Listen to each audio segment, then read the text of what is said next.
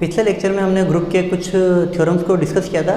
आज हम एक इंटरेस्टिंग रिजल्ट को प्रूफ करने वाले हैं, जो कि इस तरह से बोलता है कि if order of an element a of group G is n, then a to the power m equals to e if and only if m is a multiple of N.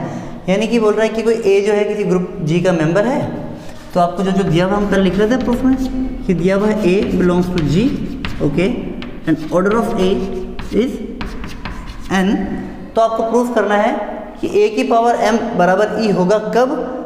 जब m जो है n का गुणांक हो, m जो है n का multiple हो, ठीक है। इफ़ एंड ओनली इफ की बोथ में हम प्रूफ करेंगे। तो सबसे पहले हम ये प्रूफ करते हैं ए की पावर m इक्वल्स टू ई लेके चलेंगे और m को n का मल्टीपल बताएंगे, ओके।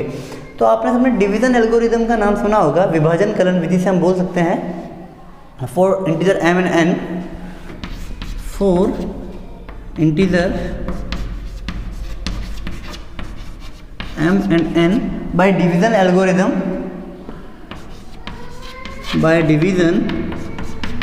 algorithm, हम बोल सकते हैं there exist q and r belongs to z such that ये डिवीजन एल्गोरिथम की डेफिनेशन होगी m equals to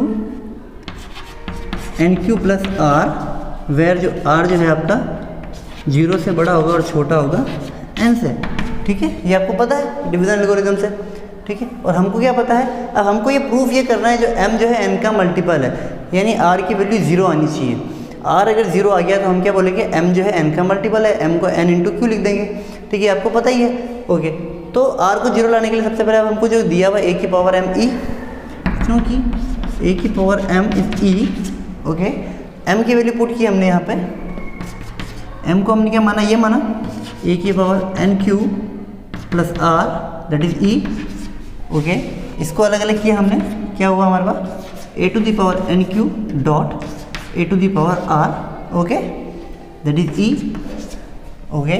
now a की पावर n क्यू को हम क्या लिख सकते हैं, ऐसा लिख सकते हैं a की power n to the power q, okay, and a to the power r that is e, okay. a की पावर n क्या है, order of a equals to n दिया हुआ है, इसका मतलब क्या है a की power n equals to e, ये आपको पता है। तो order of a equals to n और a की power n equals to e, then हम बोल सकते हैं e की power q dot q, sorry a की पावर, और ये a है ना, ओके, a की power r equals to e, और e की पावर कुछ भी, आइडेंटिटी की पावर कुछ भी, आइडेंटिटी ही आने वाला है।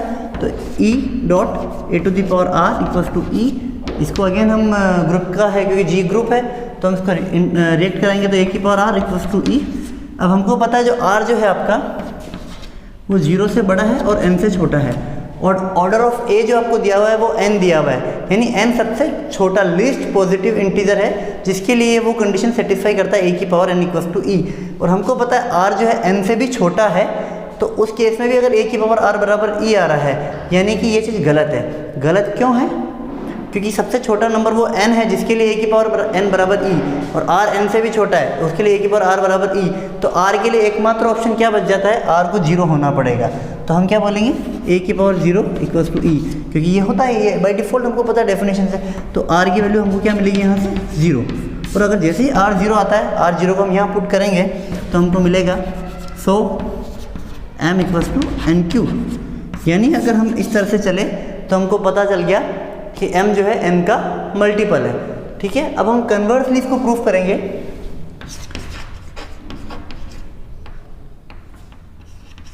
कन्वर्सली हम इसको प्रूफ करके देखते हैं, ठीक है। तो कन्वर्सली हम क्या मान के चलेंगे, जो m जो है n का मल्टीपल है, let m equals to n q, हम ये मान के चल रहे हैं m n का मल्टीपल है। एंड एक चीज़ और हम मान के चलेंगे, क्या, a की power n equals to e, यानी ऑर्डर ऑफ a n मान के चल रहा है। अब हमको प्रूफ क्या करना है, a की पावर m भी e है, ओके। a की पावर m e लाने के लिए हम a की पावर m सॉल्व किए, दैट इज a की पावर n क्यू, इसी को हम a की पावर n की पावर q कर देंगे, और a की पावर n की वैल्यू e है, e की पावर q, आइडेंटिटी की पावर कुछ भी हो, आइडेंटिटी ही आता है, तो a की पावर m को e बता दिया। तो हम बोल सकते हैं a की power m is e if and only if m जो है ऑर्डर ऑफ a का मल्टीपल है, का गुणज है, हिंदी में बोलते हैं गुणज, का गुणज है। तो ये रिजल्ट आपका प्रूफ हो गया कि a की power m equals to e होगा इफ़ एंड ओनली इफ जो है आपका m जो है वो ऑर्डर ऑफ a का गुणज हो। ठीक है, यही रिजल्ट था। तो बड़ा इंटरेस्टिंग रिजल्ट है, आपको इसका पता चला होगा पूरा इंपॉर्टेंस, और ये एग्जाम में कई बार पूछा गया है। इससे रिलेटेड कुछ कोरोलरीज है जो हम देखेंगे, जो भी काफ़ी इंपॉर्टेंट है, जो इसी रिजल्ट का बेस है। कई बार एग्जाम में सीधी कोरोलरीज पूछ ली जाती है और आपसे रिजल्ट का डिस्कशन नहीं किया जाता, छोटा क्वेश्चन भी आ सकता है एग्जाम में। इसकी फर्स्ट कोरोलरी ये है क्या कि किसी भी एलिमेंट की जो पूर्णांक घात है, कोई भी इंटीजर पावर है, integral power of every element in A group, उसका जो ऑर्डर होगा, order of any integral power of element in A group is never exceeded the actual elements order. यानी आपको प्रूफ करना है क्या कि मेरे पास कोई एलिमेंट है ए जी का, कोरोलरी फर्स्ट, ठीक है, ए बिलोंग्स टू जी, हमको ये प्रूफ करना है एंड ऑर्डर ऑफ ए बराबर n, that is a to the power n बराबर ई, ये दिया हुआ है। अब आपको प्रूफ करना है कि कोई भी इंटीग्रल पावर हो, ए की पावर के या कुछ भी एनीथिंग, उसका ऑर्डर जो होगा वो एक्चुअली ए के ऑर्डर से ज़्यादा बड़ा नहीं होगा। कैसे हम कंसीडर करेंगे, कंसीडर ए की पावर के, ठीक है, की पावर एन, इसको कंसीडर करते हैं हम इस तरह की कुछ एक एलिमेंट बना के। तो ये क्या हो गया, ए की पावर एन के, इसी को मैं लिखता हूँ ए की पावर एन की पावर के, यानी हमको मिल गया क्या, ए की पावर एन क्या है ई, उसकी पावर के दैट इज ई। यानी आप क्या बोल सकते हो, आपको ये मिल गया कि ए की पावर के की पावर एन इस तरह से ये आ चुका है, यानी के की पावर कुछ भी इस तरह से आ गया, तो हम क्या बोलेंगे ऑर्डर ऑफ ए की पावर के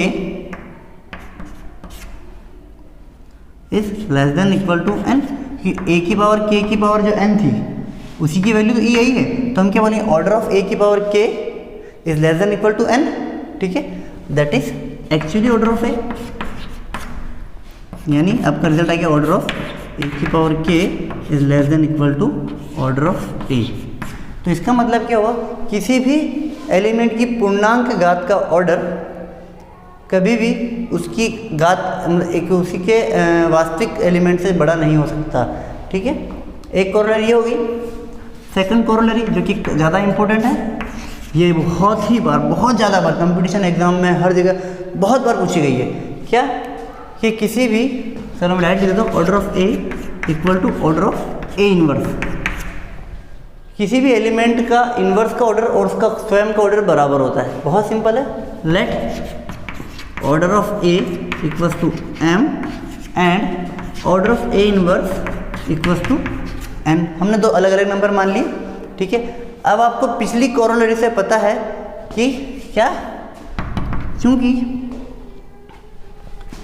ए इनवर्स जो है ए की पूर्णांक घात है, ए की पूर्णांक यानी इंटीग्रल पावर ऑफ ए है, पूर्णांक घात है, तो पिछले रिजल्ट से हमको पता पड़ता है कि वो उससे कम ही होगा, यानी order of a inverse less than और इक्वल टू ऑर्डर ऑफ ए। ये आपको पता पड़ रहा है, पिछले रिजल्ट से हमको पता पड़ रहा है, क्योंकि जो ए इनवर्स है वो ए की पूर्णांक घात है -1 पे, यानी हमको ये पता पड़ा ए इनवर्स क्या, यानी n is less than equal to m. Again हमको क्या पता है कि जो आपका ए जो है, ए उसको आप क्या लिख सकते हो, ए इनवर्स पी इनवर्स, इस तरह से लिखा जा सकता है। यानी हम बोल सकते हैं ये ए जो है ये भी ए इनवर्स की पूर्णांक घात है, सेम उसी तरह से। फिर उसी कोरोलरी का यूज़ करते हुए जब कभी भी आपको ये पूछ ले तो उसको भी आपको पहले प्रूफ करना पड़ेगा। उसी का यूज़ करते हुए हम क्या बोलेंगे कि order of A is less than equal to order of a inverse. Again m is less than equal to n. एक बार एन एम से छोटा है, एक बार एम एन से छोटा है, तो एकमात्र केस क्या हो सकता है, एम और एन आपस में बराबर है m बराबर n। ये प्रूफ हो गया। ओके, तीसरा रिजल्ट और है कोरोलरी 3, जो आपके लिए असाइनमेंट है, आपको घर पे करना है। ठीक है, सारे स्टूडेंट्स को घर पे करने की कोशिश करेंगे। क्या? If order of a equals to n, then order of a की पावर p जो होगा वो होगा n by d। Order of a बराबर n, तो ऑर्डर ऑफ a की पावर p कोई पूर्णांक घात है, बराबर n बाई d। ओके, यहाँ पर वेयर जो d जो है, d आपका क्या है? HCF of p and n। ठीक है, ये आपको प्रूफ करना है घर पे कि ऑर्डर ऑफ a गिवन है n, ऑर्डर ऑफ a की पावर p जो होगा n बाई d होगा। ठीक है, वहाँ मैंने उससे ये तो मैंने बता दिया a की पावर क्या less than equal to order of a होगा, पर ऑर्डर ऑफ a की power p n by d होगा, जहाँ पर d, p और n का HCF है। ओके।